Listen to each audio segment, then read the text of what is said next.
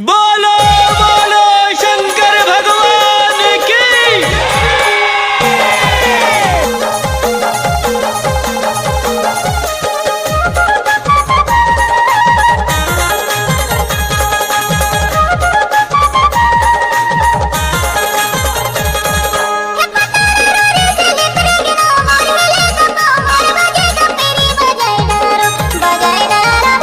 क्या नाम है आपका? डीजे संतोष कुमार।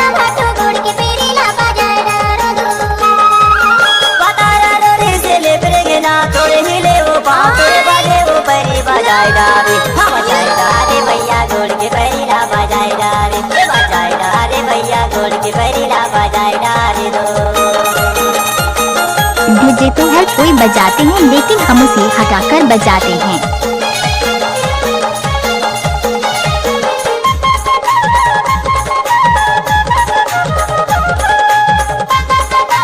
डीजे संतोष कुमार मरावी जीलंग वाले।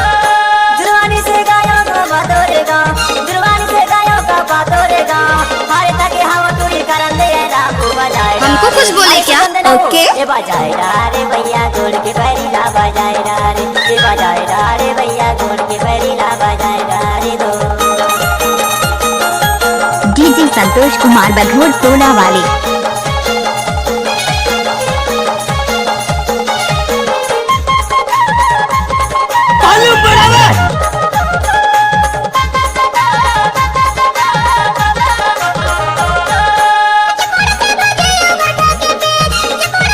किसी भी गाने को मिक्स करने का संतोष कुमार का बाएं हाथ का खेल है।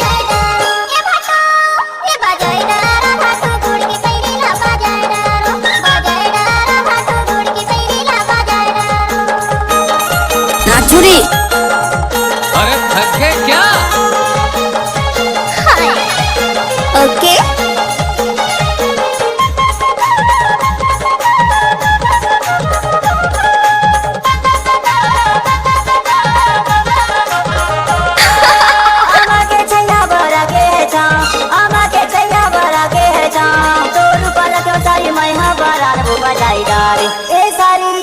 जब तक सूरज और चांद रहे तब तक डीजे संतोष भाई के नाम रहेगा।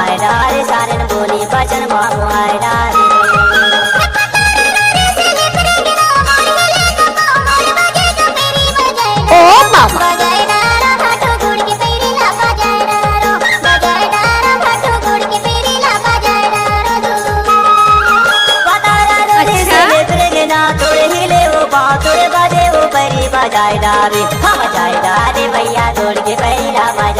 Mix by DJ Santosh Kumar.